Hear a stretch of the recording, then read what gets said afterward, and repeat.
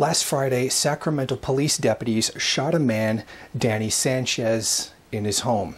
According to the man's father, he's out of UC Davis after having had surgery to remove bullet fragments.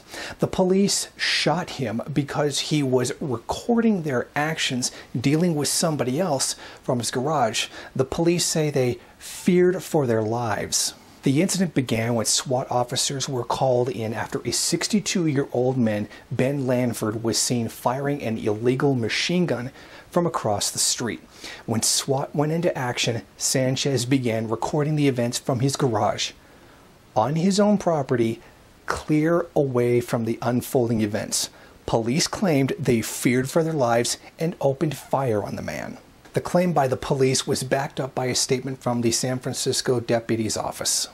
I think it's reasonable to think that the officers perceived an immediate threat either to themselves or continued threat to that individual. As if it wasn't bad enough that they had shot him, they also arrested him and searched his home. Police later acknowledged that there was absolutely nothing to charge him with and then released him. I think the very worst of it is here. Police are now openly shooting at people for simply recording them. There was no cover story here. The police never claimed that there was a gun. There was no some kind of like really BS context that they put to this. They are literally at the point where they are simply shooting at people for recording them. That's where things are right now in the United States. The police are now attempting to execute people for recording them doing their jobs. Every day we hear more and more about how people are being brutalized by the cops just because they videotape the police committing an abuse. There's the cases now of cops unplugging their body cameras, killing people, and then plugging them back in. There are now cases where people had their camera confiscated.